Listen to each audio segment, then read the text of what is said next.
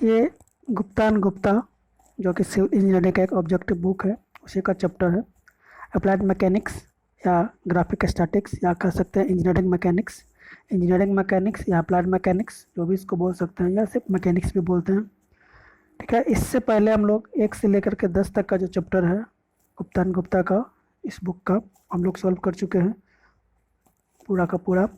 इस पार्ट में हम लोग देखेंगे अप्लाइड मैकेनिक्स का जो क्वेश्चन है उसको सॉल्व करने की कोशिश करेंगे, और इसको सीक्वेंस बना रहे हैं। गुप्ता एंड गुप्ता का पूरा जो सीक्वेंस बना रहे हैं, जो कि काफ़ी इंपॉर्टेंट बुक है हर एक एग्जाम के लिए, इसलिए हम लोग इसको सोल्यूशन कर रहे हैं। सोल्यूशन करते हुए इसका डिटेल्स देख रहे हैं और ट्रिक के माध्यम से भी इसको याद करने का कोशिश कर रहे हैं ताकि लॉन्ग टाइम तक याद रह सके। तो इस पार्ट में हम लोग देखते हैं, इस पार्ट में इस चैप्टर में हम लोग इंजीनियरिंग मैकेनिक्स का जो क्वेश्चन है उसको सोल्व करने का कोशिश कर रहे हैं। इस पार्ट का सबसे पहला क्वेश्चन है, फर्स्ट क्वेश्चन से हम लोग शुरुआत करते हैं। लास्ट पार्ट में हम लोग 50 से लेकर के 100 तक के क्वेश्चन को सॉल्व किए थे। इस पार्ट में हम इससे आगे सॉल्व करेंगे। दैट मीन्स 50 से जो आगे है 100 से जो आगे का क्वेश्चन है वो इस पार्ट में हम लोग सॉल्व कर रहे हैं। फर्स्ट पार्ट में हम लोग देखे थे, फर्स्ट पार्ट में अगर देखा दो पार्ट हम लोग फर्स्ट पार्ट में 1 से 50 तक देखे थे, सेकंड पार्ट में 50 से लेकर के 100 तक देखे थे। ये थर्ड पार्ट होगा। थर्ड पार्ट में हम लोग 100 से आगे का जो क्वेश्चन है उसको सॉल्व करने का कोशिश कर रहे हैं। सबसे पहले फर्स्ट देखते हैं 101 नंबर क्वेश्चन क्या कर रहा है। ये मेरा फर्स्ट 101 से शुरू कर रहा है इस पार्ट में।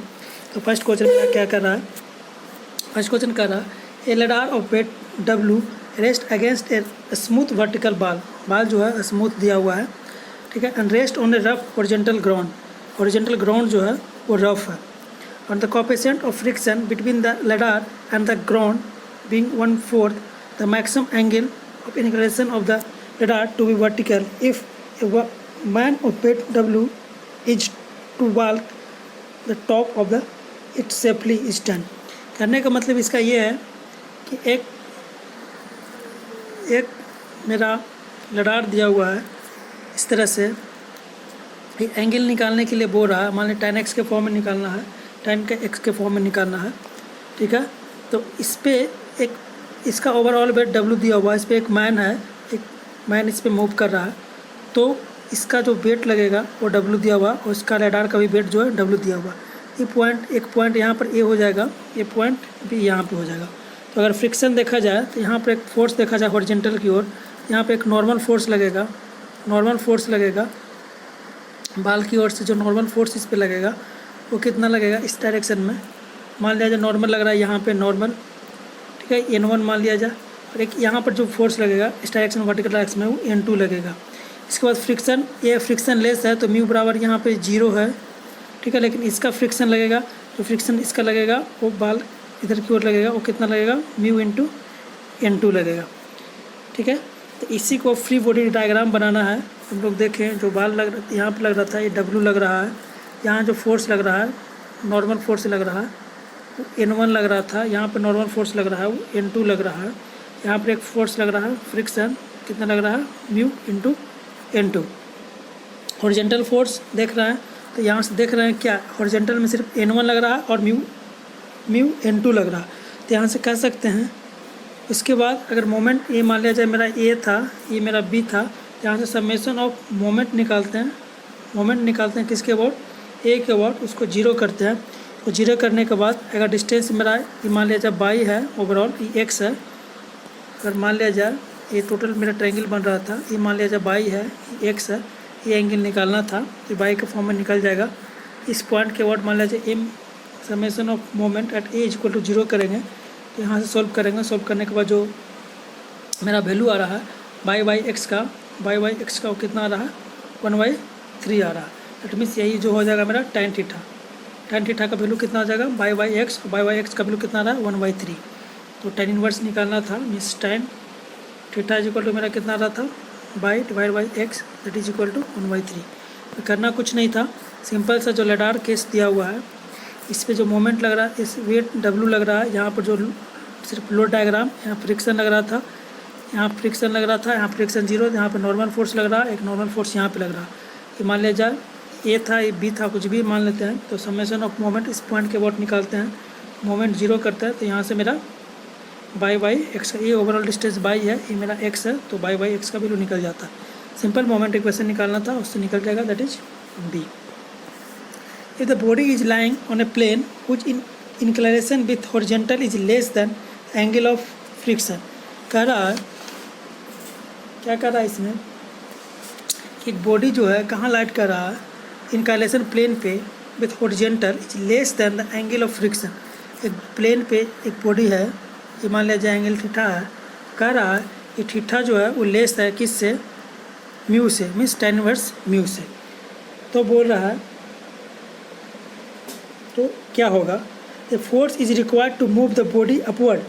अपवर्ड मूव करने के लिए एक फोर्स का रिक्वायर्ड होगा, सही बात है। अपवर्ड अगर मूव करवाना है इसको तो एक फोर्स की रिक्वायर्ड होगा, और डाउनवर्ड भी मूव करवाना है तो भी एक फोर्स का रिक्वायरमेंट होगा, दैट इज एक और दो दोनों। The body will not be equilibrium, body equilibrium में रह सकता है, ऐसा नहीं कि बॉडी इक्विलिब्रियम में नहीं रह सकता। The body will not be in equilibrium, body equilibrium में ही है, तो एक और दो मेरा सही होगा। यहाँ पे अगर सिंपल सा रिलेशन था तो थीटा जो है लेस देन tan इनवर्स, या फिर जो थीटा दिया हुआ है एंगल ऑफ जो प्लेन दिया हुआ, दैट इज ये एंगल दिया हुआ थीटा, वो थीटा जो है लेस है किससे, tan इनवर्स म्यू से। तो यहाँ से निकाला जाए तो दोनों इक्वेशन मेरा फर्स्ट और सेकंड सही आ रहा है, इस तरह से मेरा सी आंसर सही होगा। नेक्स्ट है इंट्रिंसिक इक्वेशन। इंट्रिंसिक इक्वेशन पूछ रहा है, catenary is given by. Intrinsic equation क्या होता है, एस माइनस फाई का फॉर्म है, इसको एस फाई इक्वेशन भी बोलते हैं, एस फाई इक्वेशन भी बोलते हैं। एस इक्वल टू क्या होता है,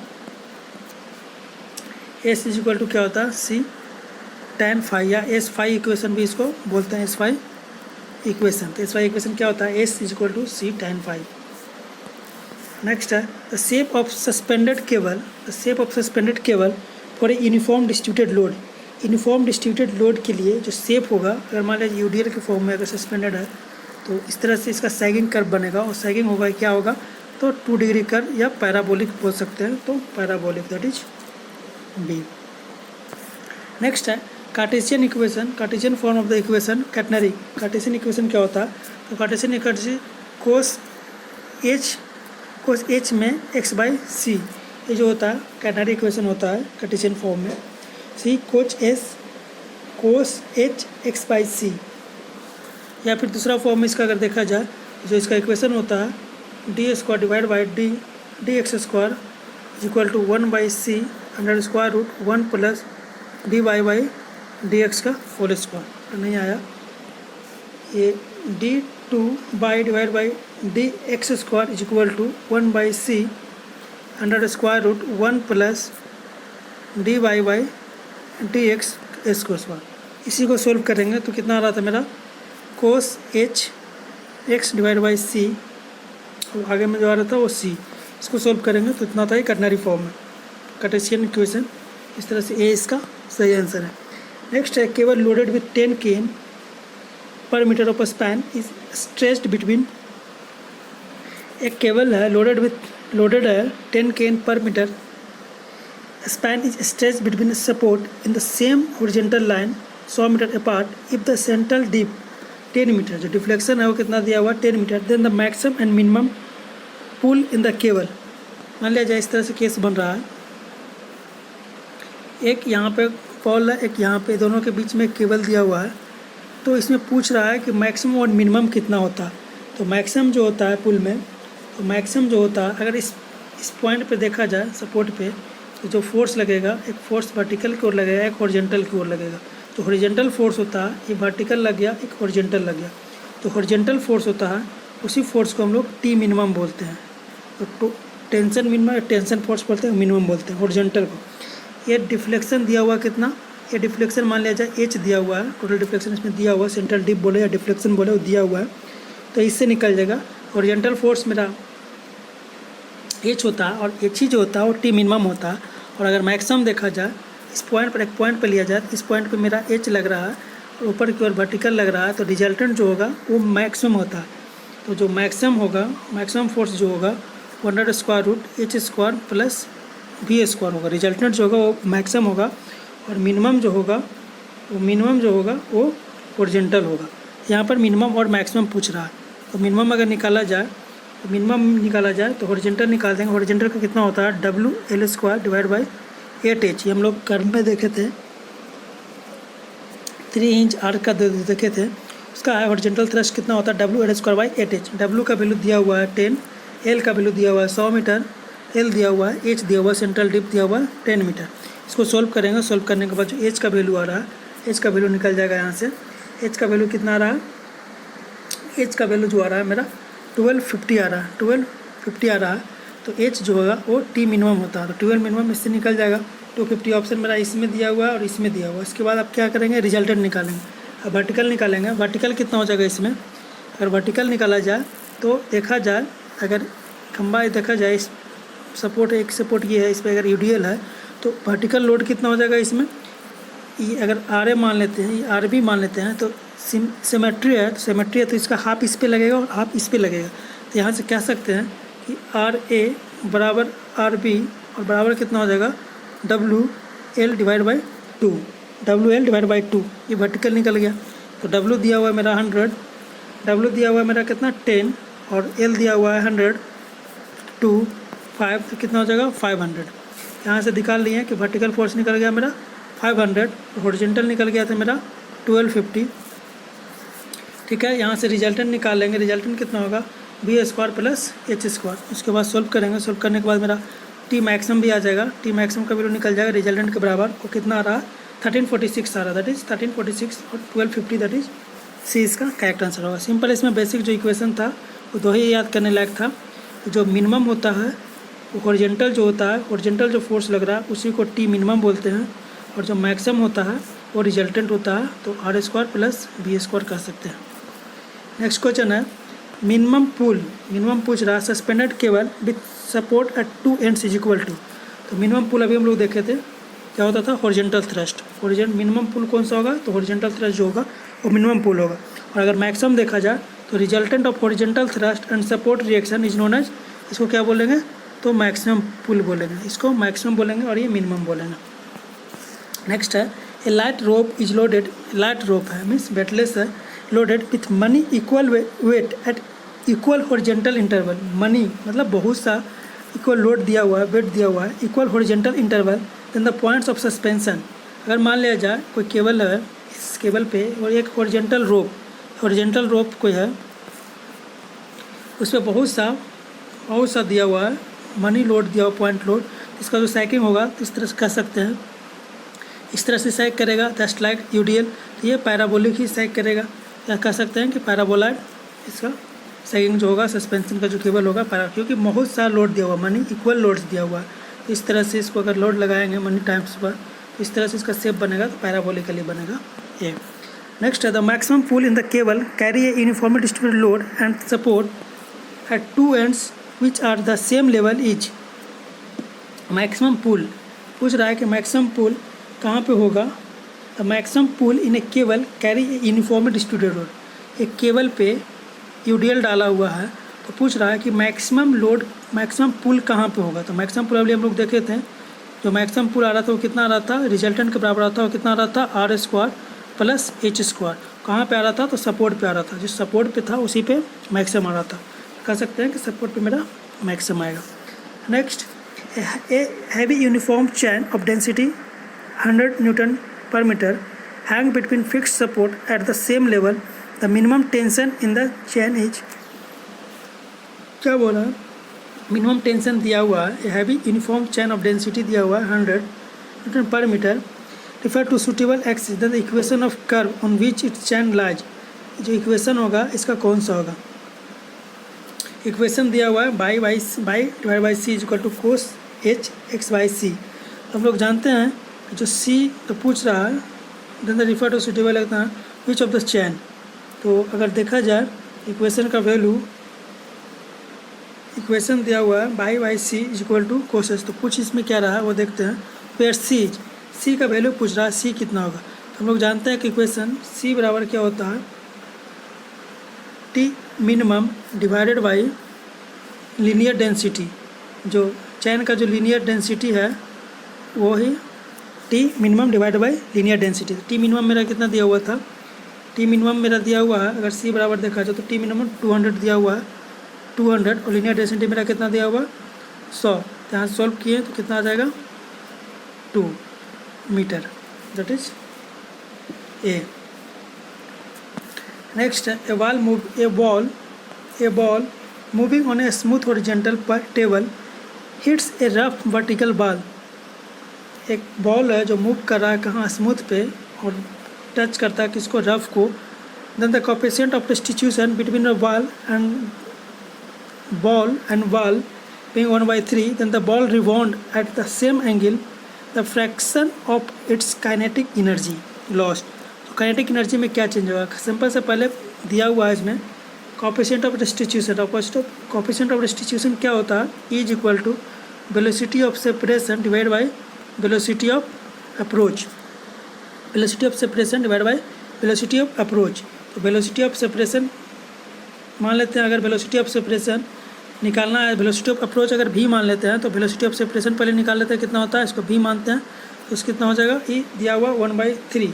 वेलोसिटी ऑफ सेपरेशन कितना हो जाएगा यहाँ से, velocity of separation is equal to 1/3 velocity of approach अगर भी माने थे। तो बॉल अगर मूव कर रहा था भी स्पीड से, तो जो रिबाउंड करेगा बॉल से टकराने के बाद जो उसका वेलोसिटी होगा वो भी सेपरेशन होगा और v/3 होगा। तो पूछ रहा है कि काइनेटिक एनर्जी में कितना लॉस होगा।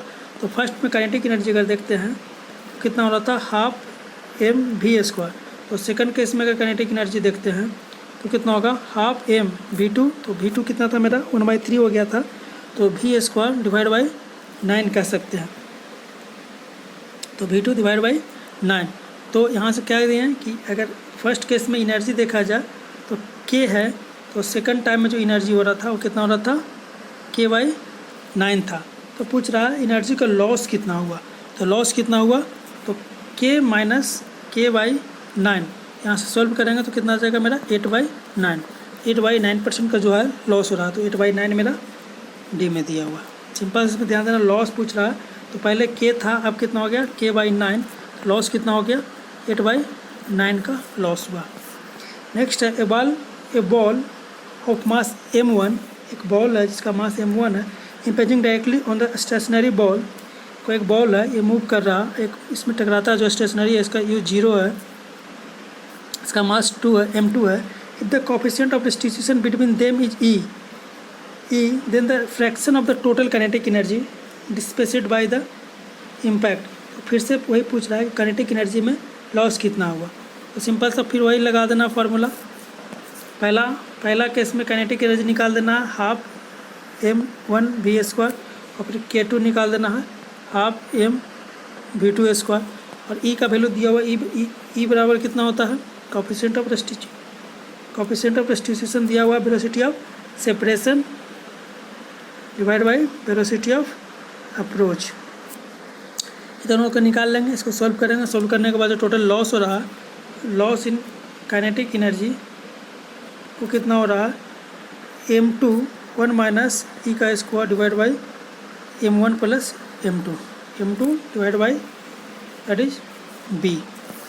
नेक्स्ट है a particle is drop from a height, कोई एक पार्टिकल है जिसको ड्रॉप किया गया 3 मीटर से horizontal floor which has a coefficient of distribution the ball is 1/2, then the height to which the ball will rebound after starting the ball. कह रहा है कोई एक बॉल है जिसको 3 मीटर हाइट से इसको नीचे गिराया गया है, तो E का जो वैल्यू है वो 1/2 दिया हुआ, कोएफिशिएंट ऑफ डिस्ट्रीब्यूशन 1/2 दिया हुआ, ठीक है। कोएफिशिएंट ऑफ डिस्ट्रीब्यूशन 1/2 दिया हुआ। तो फर्स्ट केस में अगर वेलोसिटी देखा जाए तो वेलोसिटी का एक फार्मूला होता है, कितना होता है 2gh। वेलोसिटी बराबर कितना होता है 2gh, ठीक है। किसी हाइट से गिराया गया तो ये वेलोसिटी ऑफ अप्रोच का आ गया। वेलोसिटी ऑफ सेपरेशन कितना होगा, मान लिया जाए h1 हो गया, यहाँ से 2g h2 हो जाएगा वेलोसिटी ऑफ सेपरेशन का। तो E बराबर कितना हो जाएगा वेलोसिटी ऑफ सेपरेशन, तो वेलोसिटी ऑफ सेपरेशन कितना होता है 2g h2 divide by 2g h1। Cut गया तो यहाँ से कितना बच गया, E का वैल्यू दिया हुआ तो मेरा 1/2 is equal to root h2 निकालना है, h1 दिया हुआ 3।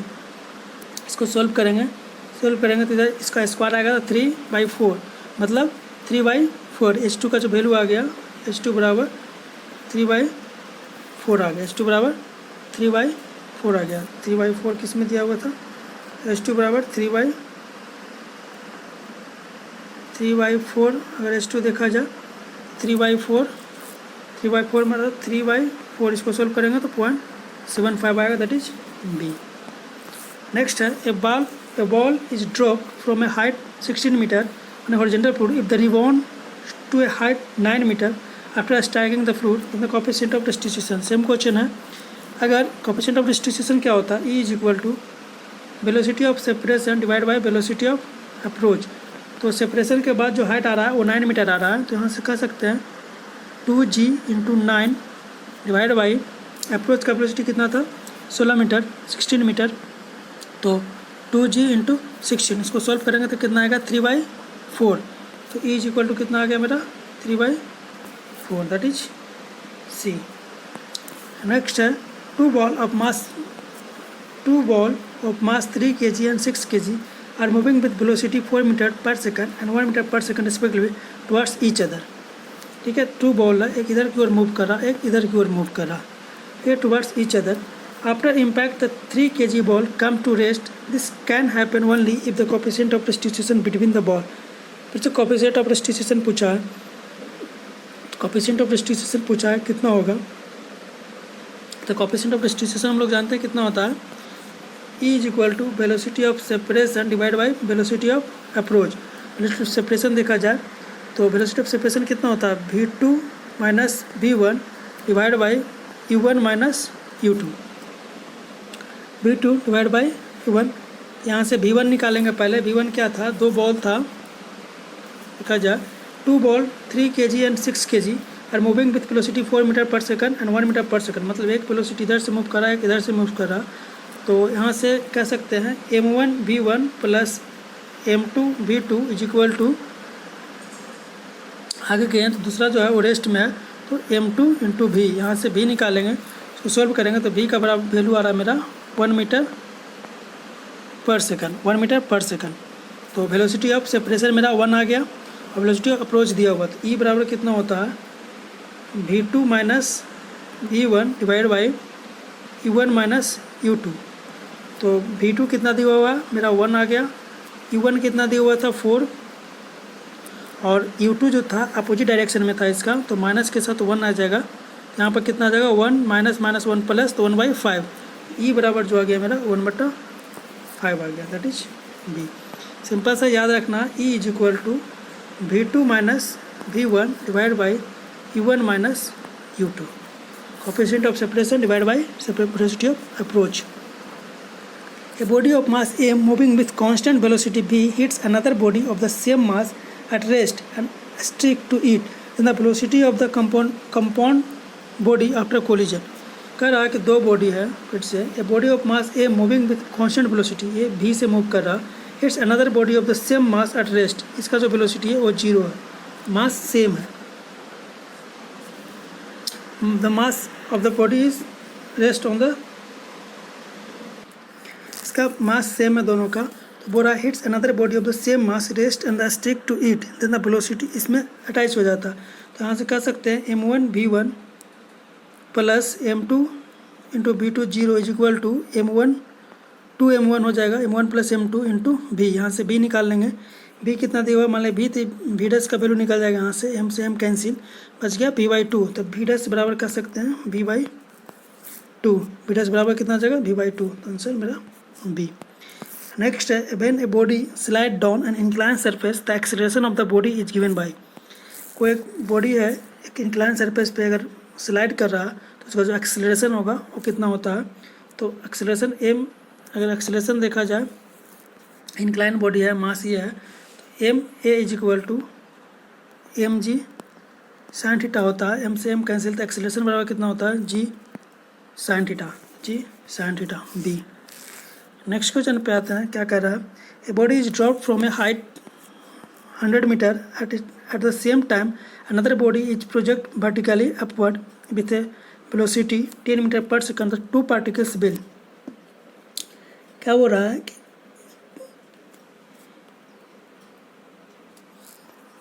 100 मीटर दिया हुआ है, इसका जो हाइट है वो, और वेलोसिटी मेरा 10 मीटर दिया हुआ है। तो एक रिलेशन जानते हैं हम लोग, रिलेटिव इसमें अगर निकाला जाए तो एस इज इक्वल टू क्या होता है U T plus half A T square, ठीक है। तो रिलेटिव अगर इसमें देखा जाए तो एक्सेलरेशन, रिलेटिव एक्सेलरेशन देखा जाए कितना हो जाएगा, ए बराबर 0, एक्सेलरेशन 0 है, और रिलेटिव वेलोसिटी देखा जाए दोनों के रिस्पेक्ट में, तो वेलोसिटी मेरा दिया हुआ 10। तो यहाँ से निकालेंगे एस कितना दिया हुआ मेरा, एस कितना दिया हुआ मेरा 100 मीटर, एस दिया हुआ 100 मीटर। यहाँ से मेरा टी निकालना है, तो ये मेरा 0 हो जाएगा, और यू दिया हुआ 10, तो टी निकल जाएगा, टी कितना निकलेगा। रिलेटिव अगर देखा यहाँ से रिलेटिवली देखना है, रिलेटिवली देखना है तो एस मेरा 100 दिया हुआ था, 100 is equal to 10 into T, T बराबर कितना आ जाएगा मेरा 10 second, that is after 10 second meet करेगा। रिलेटिवली अगर देखा जाए, एक भेजा है ड्रॉप और नीचे से सेंड किया, तो रिलेटिव देखा जाए तो रिलेटिव से निकाला है इसको। A shell travelling with horizontal velocity 100 metre per second explode and slipped into 2 parts, one of mass 10 kg and the other of 15 kg. 15 kg mass drop vertically down. क्या बोल रहा है क्वेश्चन, एक सेल है जो ट्रैवल कर रहा है हॉरिजेंटल की ओर, एक जो सेल है वो ट्रैवल कर रहा है हॉरिजेंटल की ओर, ठीक है, हॉरिजेंटली मूव कर रहा है, एंड एक्सप्लोड, ये 2 पार्ट में बढ़ जाता है सिटी ऑफ 100, इसका वेलोसिटी दिया हुआ है 100 metre per second, and split into 2 part, ये 2 पार्ट में स्प्लिट हो जाता है। 1 पार्ट 10 kg का है और दूसरा पार्ट 15 kg का, 10 kg और 15 kg। और क्या बोल रहा है 10 kg and 15 kg, 15 kg mass drop vertically downward, ये जो है नीचे की ओर मूव करना शुरू करता है, ठीक है, इसका वेलोसिटी नीचे की ओर मूव करना है, इसका वेलोसिटी नीचे की ओर मूव कर रहा है 15 kg का, जो 15 kg with initial velocity of 100 metre per second and 10 kg moving to travel at the angle to the horizontal of tan inverse x, और जो tan इनवर्स x, तो उसके बाद क्या बोल रहा है 10 kg जो इंक्लाइन पे कर रहा है, तो इसका अगर हॉरिजेंटल और वर्टिकल दोनों का वेलोसिटी निकाल जाए, इसमें करना क्या है, सिंपल सा अगर देखा जाए, पहले एक बॉडी था, इसको ब्रेक करके 2 पार्ट में बना दिया, ये सिर्फ एक डायरेक्शन में वेलोसिटी था, इसका 2 डायरेक्शन में वेलोसिटी, इधर भी है और इधर भी है, इसका भी इधर भी है और इधर भी है। तो एक बार में इसका मोमेंटम इक्वेशन लेंगे, कंजर्वेशन ऑफ मोमेंटम करेंगे, तो m1 v1 हॉरिजेंटल डायरेक्शन में m1 v1 x is equal to m1 v1 x plus m2 v2 x is equal to m into V X. एक बार में ये निकालेंगे, और दूसरा बार में क्या करेंगे m1 v1 by plus m2 v2 by is equal to m v2 by. यहाँ से निकाल लेंगे, तो यहाँ से वी एक्स m1 का निकल जाएगा, m2 का निकल जाएगा, दोनों का निकल जाएगा। यहाँ से निकालने के बाद देख रहे हैं कि जो दूसरा पार्ट था उसका निकल जाएगा, v2 का वैल्यू निकल जाएगा और x डायरेक्शन में, और v बाई डायरेक्शन में निकल जाएगा। दोनों का निकालने के बाद इसका रेशियो निकाल लेंगे, 100/, का tan इनवर्स पूछ रहा है, इसमें tan इनवर्स का वैल्यू पूछ रहा है, तो tan इनवर्स कितना हो जाएगा, बाई x हो जाएगा। बाई का अगर बाई डायरेक्शन में वेलोसिटी देखा जाए, तो बाई डायरेक्शन में जो वेलोसिटी मेरा आ रहा था 150 आ रहा है, और x डायरेक्शन में जो वेलोसिटी आ रहा है 250 आ रहा है। तो सॉल्व करेंगे, कितना आ रहा है इसका, सॉल्व करने के बाद 5 या 15, 5 × 25 3/5, तो 3/5 दैट इज डी। सिंपल सा, इसमें कुछ नहीं करना था। पहला जो एक्सप्लोर हुआ है, एक कंजर्वेशन करते हैं हम लोग, m1 v1 plus m2 v2 is equal to जो निकालते हैं m1 डस v1 डस, तो एक बार में वर्टिकल डायरेक्शन में निकाल देना है और एक बार में हॉरिजॉन्टल डायरेक्शन में निकालना है। 2 कंजर्वेशन करना, उसके बाद इसको इक्वेट करना, उससे निकल जाएगा, दैट इज टी इसका करेक्ट आंसर है। A car goes round a car of radius, a car goes on curve radius 100 metre at 25 meter per second. The angle to be horizontal at which the road must be banked to prevent sideways friction on the car wheel is tan inverse x. Angle निकालने बोल रहा है, कितना होगा जब curve का radius मेरा दिया हुआ है 100 मीटर और वेलोसिटी दिया हुआ 25 मीटर पर सेकंड। हम लोग एक इक्वेशन जानते हैं, E super elevation plus coefficient of friction is equal to v square divide by GR, ठीक है। ये E जो होता है यही होता है tan, ये होता है tan थीटा। म्यू जो है वो sideway friction the car is tan inverse, तो इसको म्यू जो लॉन्गिट्यूडनल है वो 0 है। तो यहाँ से अगर सॉल्व करें तो E बराबर जो मेरा आ गया v square divide by GR, E को ही tan थीटा लिखते हैं, भी मेरा दिया हुआ है, भी कितना दिया हुआ था 25 दिया हुआ था, तो 25 का स्क्वायर डिवाइड बाई जी 10 लेने बोल रहा है, और आर मेरा 100 दिया हुआ है। इसको सोल्व करेंगे, सोल्व करने के बाद जो मेरा tan थीटा का जो वैल्यू आ रहा है, tan थीटा का जो वैल्यू आएगा वो कितना आ रहा है 5/8, that is D.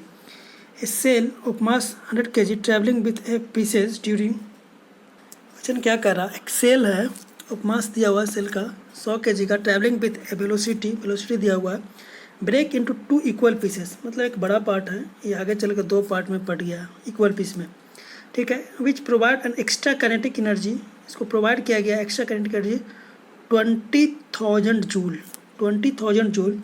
The pieces continue to move in the same, मतलब कहने का है कि 2 पार्ट में मूव किया, इसको सेम मूवमेंट के लिए मीन्स सेम मूवमेंट के लिए इसको एक्स्ट्रा काइनेटिक एनर्जी दिया गया है, मीन्स एडिशनल प्रोवाइड किया गया है 20,000 जूल का। तो पूछ रहा है इसमें then same direction as before, then the speed of the faster on must, इसमें से फास्टर का स्पीड कितना निकाला, मैं दोनों का जो वेलोसिटी होगा, मान लीजिए इसका v1 होगा और इसका v2 होगा, तो दोनों का स्पीड पूछ रहा है कितना होगा। अब इसमें करना क्या है, काइनेटिक एनर्जी इतना, if the pieces continue to move in the same direction move करने के लिए इतना दिया हुआ है। तो सबसे पहले काइनेटिक एनर्जी निकालते, अगर फर्स्ट केस देखता है, फर्स्ट केस में दिया हुआ है एक जो बॉडी था 100 kg का, मान लिया एम, ये मूव कर रहा था मेरा बी से, बी दिया हुआ मेरा 10, एम दिया हुआ मेरा 100, तो यहाँ से काइनेटिक एनर्जी निकाल देंगे। काइनेटिक एनर्जी क्या होता है, हाफ एम बी स्क्वायर, यहाँ से काइनेटिक एनर्जी निकालते हैं, तो काइनेटिक एनर्जी मेरा कितना आ रहा है हाफ एम बी स्क्वायर से, तो यहाँ से आ रहा है मेरा 500 जूल, 500 जूल आ रहा है, ठीक है। अब दूसरा क्या है इक्वेशन, जो पहला है दोनों इक्वल मास में, एम भी is equal to m/2 v1 plus m/2 v2, m से m कैंसिल हो गया, 2 से 2 कैंसिल 2 भी हो जाएगा, तो यहाँ से क्या लिख सकते हैं कि v1 plus v2 is equal to 2v, एक इक्वेशन यहाँ से आ गया। अब क्या बोल रहा है कि K2 जो है दूसरा काइनेटिक एनर्जी सेकंड पार्ट का निकाला जाए, तो काइनेटिक एनर्जी टोटल जो हो गया 20,000 ऐड किया गया, मतलब फर्स्ट का 500 था और इसमें 20,000 ऐड किया गया, तो टोटल काइनेटिक एनर्जी कितना हो गया 25,000, ठीक है। काइनेटिक एनर्जी सेकंड टाइम का 25,000। अब total kinetic energy second part में देखा जाए तो कितना होगा, half m/2 v1 square plus half m/2 v2 का स्क्वायर, ये टोटल काइनेटिक एनर्जी होगा सेकंड केस में। सेकंड केस का जो काइनेटिक एनर्जी हो जाएगा हाफ फर्स्ट का बॉडी का, ये सेकंड का, तो टोटल काइनेटिक एनर्जी दोनों का जो वैल्यू दिया हुआ कितना आ रहा है ओवरऑल 25,000। इसे सॉल्व करेंगे तो मेरा एक इक्वेशन इससे आ जाएगा, v1 square plus v2 square के फॉर्म में एक इक्वेशन आएगा, और पहला जो इक्वेशन देखे थे v1 प्लस v2 बराबर कितना आ रहा था 2v आ रहा था, और v का वैल्यू मेरा 10 दिया हुआ था, तो यहाँ से 20 मान सकते हैं कि, तो दोनों इक्वेशन को फर्स्ट और सेकंड को सॉल्व करेंगे। सॉल्व करने के बाद जो मेरा देख रहे हैं तो v1 का जो वैल्यू आ रहा है 10 आ रहा है, और v2 का जो वैल्यू आ रहा है वो 30 आ रहा है। इसमें से पूछ क्या रहा था, the speed of the body faster, इसमें से फास्ट है मेरा 10 आ गया और दूसरा मेरा 30 आ गया, तो मैक्सिमम इसमें से कौन है, तो 30 वाला मैक्सिमम है। नेक्स्ट है, if a fly wheel increase its speed from 10 RPM to 20 RPM in 10 second, एक फ्लाई व्हील है जिसका स्पीड जो इंक्रीज कर रहा है 10 RPM से लेकर 10 RPM से 20 RPM तक in 10 second, then the angular acceleration, तो एंगुलर एक्सेलरेशन जो होता है कितना होता है d/dt, एंगुलर एक्सेलरेशन देखा जाए तो d/dt होता है, तो d/dt अगर देखा जाए तो d/dt होता है, d/dt होता है एंगुलर एक्सेलरेशन, d/dt होता है, बट ओमेगा नहीं दिया हुआ, तो ओमेगा का वैल्यू क्या होता है, ओमेगा बराबर क्या होता है 2πn/60, तो ओमेगा 1 निकाल देंगे तो n1 पर, ओमेगा 2 निकाल देंगे n2 पे, तो ओमेगा 1 निकालने के लिए क्या करना पड़ेगा 2πn/60, n1 का वैल्यू 10 दिया हुआ है, तो यहाँ से निकाल देंगे 2π × 10/60, यहाँ से सॉल्व करेंगे तो कितना आ रहा है π/3, तो यहाँ से π/3। इसी तरह से हम लोग देख लिए ओमेगा 1 का वैल्यू आ गया π/3 और ओमेगा 2 का जो वैल्यू आ गया वो π/3 6 आ गया। तो हम लोग अल्फा का वैल्यू निकाल देंगे D omega divide by D T मिला 10 सेकंड है तो 10 सेकंड। इसको सोल्व करेंगे, सोल्व करने के बाद मेरा कितना गया π/2 डिवाइड बाई π/3 डिवाइड बाई यहाँ से 2π/3 आया था, इसको सोल्व करेंगे तो यहाँ से अल्फ़ा का जो वैल्यू आ रहा है वो मेरा आ रहा है π/30। इसमें करना कुछ नहीं था, सिंपल सा एंगुलर एक्सीलरेशन का फॉर्मूला होता है D omega by D T. Omega का जो फॉर्मूला होता है वो कितना होता है 2πn डिवाइड बाई 60। n1 दिया हुआ है, n2 दिया हुआ है, n1 दिया हुआ है, टाइम दिया हुआ है। इसे सॉल्व करेंगे, सॉल्व करने के बाद मेरा जो अल्फ़ा का वैल्यू आ रहा है वो कितना आ रहा है π/30 रेडियन पर सेकंड। तो आंसर इसका कह सकते हैं कि मेरा सी आ गया। नेक्स्ट है 2 bodies of mass m and m, small m caps m, are hanging at the end of the rope passing over a frictional pulley. Then the acceleration with which the heavier mass m comes down. कह रहा है इस तरह से एक body है, मान लिया एक पुल्ली पे, फ्रिक्शनल पुल्ली पे एक मास लटका हुआ है, इसका बॉडी एम है, कैप्स एम, एक मास लटका हुआ है जिसका बॉडी स्मॉल एम है। तो पूछ रहा है इसमें कि एक्सेलरेशन कितना होगा इसका। तो इसका एक इधर की ओर टी लगेगा, ये भी अगर देखा जाए मास तो टी लगेगा, यहाँ स्मॉल एम जी, इधर कैप्स एम जी मास लगेगा। तो यहाँ से 2 इक्वेशन बनेगा इसमें, अगर देखा जाए अगर इस तरह से बनाए तो 2 इक्वेशन बनेगा। यहाँ से फर्स्ट में देखेंगे अगर M G minus T is equal to M A, ये मान लीजिए टी है, नीचे एम जी लग रहा था, और दूसरा क्या लगेगा ये ऊपर की ओर जाएगा तो T minus M G is equal to M A, पहला इक्वेशन, दूसरा इक्वेशन। ये दोनों को सम ऐड करेंगे, टी से टी कैंसिल, ऐड करेंगे तो यहाँ से ए का वैल्यू निकल जाएगा। और ए का वैल्यू कितना रहा है, ए का वैल्यू सोल्व करेंगे तो सोल्व करने के बाद मेरा रहा g M minus M divide by M plus M, answer आ जाएगा मेरा ए। सिंपल सा कुछ नहीं करना था, रोप में कंडीशन का एक मास अगर इधर की ओर एक मास एक मूवमेंट कर दे, ऊपर टी लग रहा है, इसमें अगर मास में अगर छोटा सा बॉडी में नीचे अगर मास एम जी लग रहा है, ऊपर में मेरा टी लग रहा है, तो नीचे क्या हो जाएगा M G minus T is equal to M A, और सेकंड इक्वेशन में टी माइनस एम ए बराबर एम ए, एम जी बराबर एम ए। ये दोनों को सोल्व करके, सोल्व करने के बाद एक्सेलरेशन का वैल्यू निकल जाएगा G M minus M divide by M plus M, answer मेरा ये आ गया। नेक्स्ट क्वेश्चन देखते हैं। नेक्स्ट क्वेश्चन पे कहते हैं क्या कर रहा है, 2 object moving with uniform speed, 2 object दिया हुआ है moving with uniform speed 5 meter apart after 1 second when they moves towards each other and are 1 meter apart when they moves in the same direction. कहने का मतलब इसका ये है, 2 condition है। पहला कंडीशन में क्या कर रहा है, 2 object moving with uniform speed 5 meter apart after 1 second when they moves towards each other, एक इधर की ओर मूव कर रहा है, एक इधर की ओर मूव कर रहा है। तो दोनों के बीच का जो डिस्टेंस है x बराबर 5 मीटर है, जब टाइम बराबर 1 सेकंड है, ठीक है।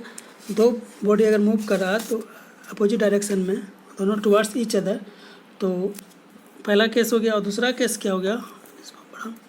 पहला केस अगर देखें हम लोग, फर्स्ट केस में देखें t बराबर 1 सेकंड, x बराबर 5 सेकंड, तो वेलोसिटी रिलेटिव कितना हो जाएगा v1 प्लस v2, दोनों टुवर्ड्स मूव कर रहा था। सेकंड केस में क्या कर रहा है, t बराबर 1 सेकंड ही है और x जो है 1 मीटर है, लेकिन जो रिलेटिव वेलोसिटी हो गया वो दोनों सेम डायरेक्शन में, मीन्स v1 माइनस v2 हो गया। तो पूछ रहा है कि दोनों का वेलोसिटी क्या होगा। तो सिंपल से इक्वेशन निकालना है इसमें। तो 2 कंडीशन देख लिए। अब क्या जानते हैं, डिस्टेंस कॉमन है, डिस्टेंस कर देखा जाए टाइम कॉमन है, तो डिस्टेंस बराबर क्या होता है, रिलेटिव वेलोसिटी के रिस्पेक्ट में देख रहे हैं तो distance velocity into time, time दोनों का कॉमन है। तो यहाँ से निकाल सकते हैं x, एक में फर्स्ट केस में अगर देखा जाए तो x मेरा 1 था, तो v1 plus v2 into first case में x मेरा 5 था और रिलेटिव वेलोसिटी 1, टाइम 1 था। सेकंड केस में कितना था, 1 था और relative velocity v1 minus v2 था और टाइम मेरा 1 था। सॉल्व किए तो यहाँ से सॉल्व करने के बाद क्या रहा है, फर्स्ट इक्वेशन जो आ रहा है v1 plus v2 is equal to 5 और v1 minus v2 is equal to 1, ये दोनों इक्वेशन को सोल्व करेंगे तो V1 का वैल्यू निकल जाएगा और V2 का वैल्यू निकल जाएगा। दोनों का वैल्यू आ रहा है तो 3 और 2 आ रहा है, दैट इज 3 और 2 ऑप्शन देख लेते हैं तो बी में दिया हुआ। नेक्स्ट है the angular speed of a car taking a circular turn of radius 100 meter and 100 meter radius है और वेलोसिटी दिया हुआ है 36 km/h। तो एंगुलर वेलोसिटी का एक इक्वेशन जानते हैं कितना होता है, omega is equal to V/r, या फिर कह सकते हैं V बराबर ओमेगा इंटू आर। सबसे पहले वेलोसिटी जो दिया हुआ है km/h में दिया हुआ है, जिसको हम लोग ऐसे यूनिट में करेंगे तो 3/6 में डिवाइड कर देंगे, 3.6 से तो आ जाएगा मेरा 10। इसके बाद इसको सोल्व करेंगे तो मेरा ओमेगा का जो वैल्यू आएगा 10 divide by 100 that is 0.1, that is A. Next है a bullet weighing 10 gram moves with a velocity of 1 kilometre per second, its kinetic energy. Simple सा है, काइनेटिक एनर्जी बराबर क्या फॉर्मूला होता है, हाफ mv²।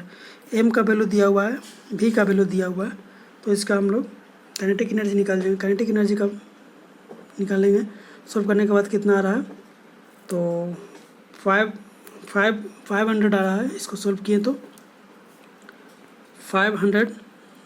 5000 न्यूटन मीटर, या Newton metre को हम लोग जूल कहते हैं, तो न्यूटन मीटर और जूल दोनों सेम यूनिट है।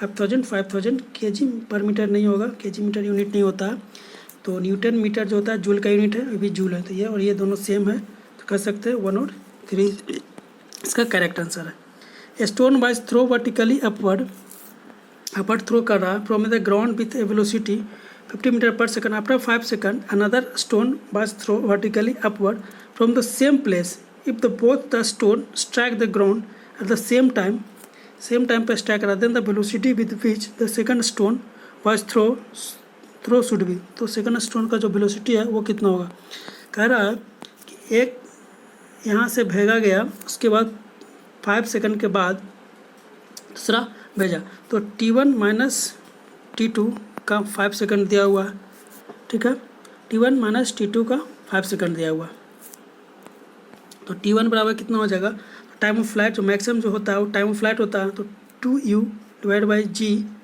माइनस U1 में, और 2u2 divide by g is equal to कितना रहा 5 सेकंड। इसको सोल्व करेंगे तो पहला का वेलोसिटी दिया हुआ था U1 दिया हुआ मेरा कितना 50 मीटर पर सेकंड का, तो U2 यहाँ से निकल जाएगा।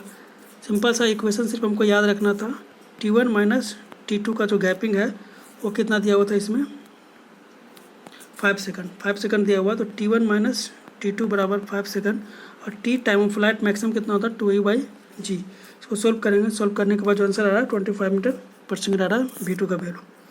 The condition for lifting machine to be reversible होने के लिए कंडीशन क्या है, जो फ्रीक्वेंसी है इसका, जो एफिशिएंसी है इसका ग्रेटर देन 50% होना चाहिए, तब इसका ग्रेटर देन 50% हो तो जो होगा ये रिवर्सिबल होता है। If in the lifting machine a lifting machine weight 5 kilo newton lifted through 200 mm by the effort of 0.1 kilonewton moving through 15 meter। Mechanical advantage पूछ रहा है और वेलोसिटी रेशियो पूछ रहा है।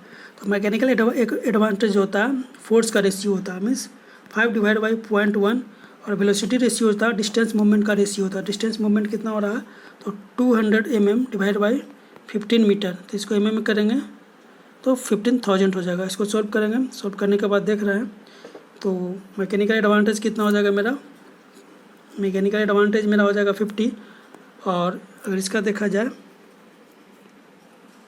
सॉरी मैक्सिमम जो होता है, अगर मैकेनिकल एडवांटेज का फॉर्मूला देखा जाए तो लोड लिफ्टेड जो होता है, तो लोड कितना हो रहा 5 लग रहा था, और अप्लाई कितना हो रहा था 5, और लिफ्टेड कितना हो रहा था, अप्लाई 0.1 था, लिफ्टेड 5 था। वेलोसिटी रेशियो जो कितना था तो 15,000 का लग रहा था, और लिफ्ट कितना हो रहा था तो 200 mm लिफ्ट हो रहा था।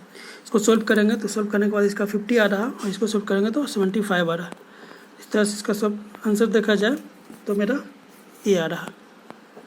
Next in lifting machine with efficiency 60% an effort of 200 Newton is required to raise a load 6 kN, then the velocity ratio. तो वेलोसिटी रेशियो बराबर हम लोग अभी देखें, वेलोसिटी रेशियो बराबर अभी हम लोग देखें क्या हुआ था। वेलोसिटी रेशियो बराबर एक और मैकेनिकल एडवांटेज में एक रिलेशन होता है, तो इफ़िशेंसी दिया हुआ ना, तो इफ़िशेंसी बराबर इफ़िशेंसी दिया हुआ है, तो इफ़िशेंसी बराबर क्या होता है, mechanical advantage divide by velocity ratio. ठीक है, तो ये फोर्स दिया हुआ है 200 न्यूटन और 6 केन, तो 200 न्यूटन और 6 केन, तो 200 न्यूटन और 6 केन राइज हो रहा है 6 केन का। तो मैकेनिकल एडवांटेज सबसे पहले निकालेंगे, तो मैकेनिकल एडवांटेज कितना हो जाएगा, 6 केन ऊपर लग रहा है, मैं 6 × 1000 न्यूटन डिवाइड बाई लिफ्ट कितना हो रहा है, एफर्ट कितना लग रहा है, तो 200 से कट गया तो बच गया कितना 3, तो यहाँ से बच गया 30। मैकेनिकल एडवांटेज आ गया 30 और वेलोसिटी रेशियो निकालना, तो वेलोसिटी रेशियो कितना हो जाएगा, तो अभी हम लोग देखें efficiency is equal to mechanical advantage divide by velocity ratio. तो velocity ratio is equal to mechanical advantage divide by efficiency. तो यहाँ से कह सकते हैं कि velocity ratio is equal to mechanical advantage कितना आ गया था 30 और डिवाइड बाई 0.6। इसको सॉल्व करेंगे, सॉल्व करने के बाद जो आ रहा है इसका वैल्यू तो 50, दैट इज बी। नेक्स्ट है the velocity ratio of differential pulley. Differential pulley का वेलोसिटी रेशियो कितना होता है, इसका फॉर्मूला होता है 2d divide by d minus d. Differential pulley का velocity ratio for differential pulley का फॉर्मूला होता है 2d divide by d minus d, 2d divide by d minus d, that is C. Next है free body diagram is N. तो free body diagram होता है क्या होता है, isolated joint with only body force. नहीं, बॉडी फोर्स सिर्फ नहीं होता है, इसमें सारा फोर्स होता है। Isolated joint with all the forces, ठीक है, internal as well as external acting on the it. मतलब टोटल जो फोर्स होता है किसी बॉडी पे, internal as well as external, सारा जो लोग को डायग्राम बनता है उसी को फोर्स फ्री बॉडी डायग्राम बोलते हैं, दैट इज सी इसका करेक्ट आंसर है। Next A system of coplanar force acting on A. Coplanar force बोल रहा है मतलब सेम प्लेन में एक्ट करता है। Rigid body can be reduce, इसको कब रिड्यूस कैसे रिड्यूस करता है, one force only, one couple only, one force and one couple. जब कोप्लेनर फोर्स लग रहा है किसी बॉडी पे, रिजिड बॉडी पे लग रहा है, तो उसको कैसे रिड्यूस करेंगे, तो एक फोर्स और एक मोमेंट या कपल लगा करके इसको रिड्यूस कर सकते हैं, that C. A system of coplanar force is in equilibrium when. Coplanar force का सिस्टम जो इक्विलिब्रियम में आएगा कब आएगा, तब जब फोर्स पॉलीगॉन फोर्स क्लोज, सिर्फ ये नहीं दोनों होगा, तो पॉलीगॉन और फोर्स दोनों क्लोज होगा, तो मतलब बहुत force polygon and funicular polygon close, तो अब ये कह सकते हैं कि फोर्स जो इक्विलिब्रियम में आ जाएगा, दैट इज सी। नेक्स्ट है force polygon method is applicable for. जो फोर्स पॉलीगॉन होता है किसके लिए एप्लीकेबल होता है, तो कॉन्करेंट कोप्लेनर फोर्स के लिए एप्लीकेबल होता है। तो फोर्स पॉलीगॉन मेथड होता है किसके लिए एप्लीकेबल होता है, तो कॉन्करेंट और कोप्लेनर, जो कॉन्करेंट भी हो और कोप्लेनर हो उसके लिए एप्लीकेबल होता है, दैट इज सी। नेक्स्ट है द फोर्स पॉलीगॉन रिप्रेजेंट। तो फोर्स पॉलीगॉन क्या रिप्रेजेंट करता है, सेट ऑफ। तो फोर्स पॉलीगॉन जो रिप्रेजेंट करता है वो क्लोज पॉलीगॉन को रिप्रेजेंट करता है। Force polygon representing a set of force in equilibrium when close polygon. The diagram show the point of application and line of action of force in their plane is called. जो diagram show कर रहा है किसमें, point of application and line action of the force, उस diagram को क्या कहते हैं, तो इसको स्पेस डायग्राम बोलते हैं, दैट इज बी। नेक्स्ट है which of the following figure show the correct Bow's notation. पूछ रहा है बॉज के according correct notation force A B का कौन सा था। तो बॉज के अकॉर्डिंग जो करेक्ट नोटिफिकेशन था, बॉज एक्सटेंडेड जिसके नोटेशन जो दिया था ए बी का, करेक्ट नोटेशन ये था, ए ऊपर रहेगा और बी नीचे की ओर। नेक्स्ट है the resultant of coplanar parallel force. The resultant of coplanar parallel है, कोप्लेनर भी है और पैरेलल भी है, एक ही प्लेन में लग रहा है और पैरेलल है। Force can be determined by using force polygon diagram and the point of application can be determined.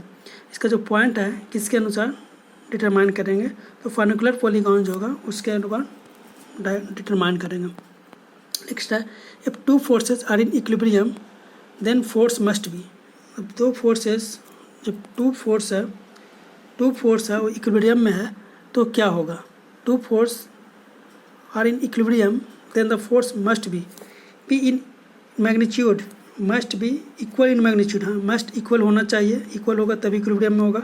Be opposite sense, सही बात है। Act along the same line, opposite sense का हो, सेम लाइन में लग रहा हो और सेम मैग्नीट्यूड का हो तो कह सकते हैं कि इक्विलिब्रियम में होगा। तो इस तरह से कह सकते हैं कि तीनों मेरा स्टेटमेंट सही है, दैट इज डी।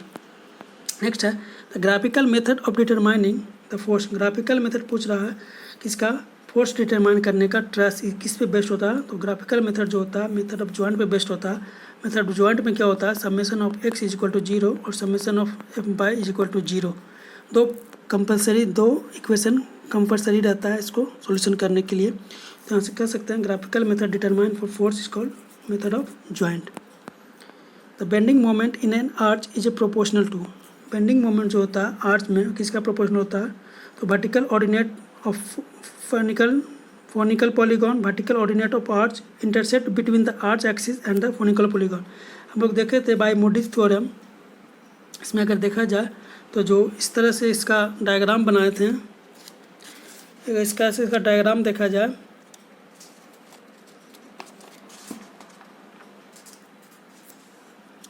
अगर इसका डायग्राम देखे थे, इस मान सिंपल आर्च था,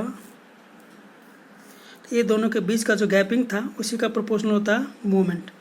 इसका मोमेंट, इसका जो गैपिंग है, गैपिंग मान लिया बाई है और लेंथ के अकॉर्डिंग होता है, बाई मीटर होता है, लेंथ का डायमेंशन होता है, डायरेक्टली प्रोपोर्शनल होता है इंटरसेप्ट का। तो यही क्वेश्चन बोल रहा है the bending moment in arch is a proportional to intercept between the arch axis and the funicular polygon.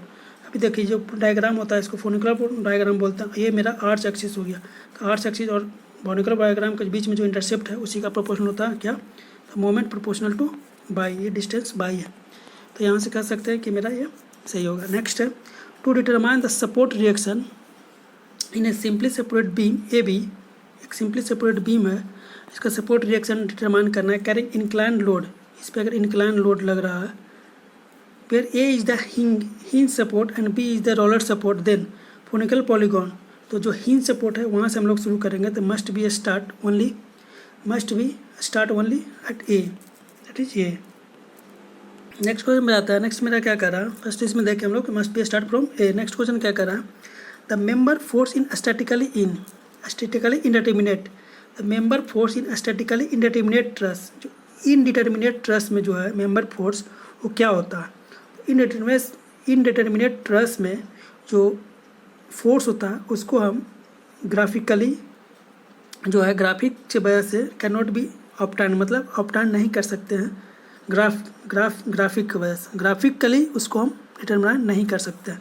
तो कह सकते हैं इनडिटरमिनेट ट्रस में, इनडिटरमिनेट ट्रस बोल रहा है, इनडिटरमिनेट ट्रस में कह सकते हैं कि जो can not B obtain bye graphic statics. जो फोर्स है उसको ग्राफिकली नहीं निकाल सकते इंडिटरमिनेट में। ये अगर डिटरमिनेट रहा तो हम लोग निकाल सकते थे। तो इस तरह से ये सही हो गया। नेक्स्ट है the ordinate in funicular polygon represent. जो ऑर्डिनेट होता है वो क्या रिप्रेजेंट करता है, तो ऑर्डिनेट है, तो जो ऑर्डिनेट अभी हम लोग देखे थे, मान लिया फोनिकल पॉलीगॉन का इस तरह से था, ये आज था, ये जो गैपिंग था बाई था, बाई क्या होता है, बाई रिप्रेजेंट करता है मोमेंट को, तो बाई प्रोपोर्शनल मोमेंट या बेंडिंग मोमेंट को रिप्रेजेंट करता है, दैट इज सी। नेक्स्ट है the pole distance is measure. Pole distance क्या मेजर करता है, तो पोल डिस्टेंस फोर्स स्केल पे मेजर किया जाता है। Pole distance is measure in force scale. जो पोल डिस्टेंस है उसको मेजर किया जाता है किससे, फोर्स स्केल से मेजर किया जाता है, दैट इज बी। नेक्स्ट है the number of funicular polygon which can be draw to pass through two specified point in the space diagram. Space diagram में number of funicular polygon can be draw pass through two specific point में कितना हो सकता है, तो two specific point में infinite number of funicular polygon draw किया जा सकता है। नेक्स्ट है funicular polygram can not be made to pass through. जो फोनिकल पॉलीगॉन है can not be made to pass, उसको नहीं बनाया जाता कहाँ से पास करने के लिए, तो मोर देन 3, 2 तक तो पास करता, अगर 3 स्पेसिफिक पॉइंट है उससे पास नहीं कर सकता। तो funicular polygram can not be made to pass through more than 3 से ज़्यादा रहे तो उस पर पॉइंट पे पास नहीं कर सकता, दैट इज डी। नेक्स्ट है if the given force P1, P2, P3 and P4 are the such that the force polygon does not close then its system will be. जो है force polygon does not close, जो force polygon है वो close नहीं है तो क्या होगा, तो कह रहा है if the given forces P1, P2, P3 and P4 are such that the force polygon does not close then the system will be in equilibrium, always reduced to a resultant force, always reduced to a couple. तो जो does not close रहेगा तो इसको resultant को reduce करेगा, that reduce the resultant. Next है the condition of equilibrium for any system of force in a plane is. The condition of equilibrium का condition पूछ रहा है किसमें, in system for force in plane, that polygon of force must be close, the resultant couple must be zero. तो कह रहा है कि इक्विलिब्रियम में कब रहेगा, तो जो फोर्स है मस्ट बी क्लोज होना चाहिए और रिजल्टेंट जो कपल है वो भी जीरो होना चाहिए. That means both are correct. तो इसमें हम लोग इतना ही रहने देते हैं. 100 से हम लोग देखें 150 तक के क्वेश्चन, लगभग 50 क्वेश्चन को इस पार्ट में हम लोग देखे हैं. बहुत देर हो गया है, 1 घंटा लगभग हो चुका है. 50 क्वेश्चन हम लोग इसको सोल्व कर चुके हैं, 100 से लेकर के 150 तक के. इससे आगे का क्वेश्चन अगला पार्ट में करेंगे. इसको हम लोग 50 पे ही एंड कर रहे हैं.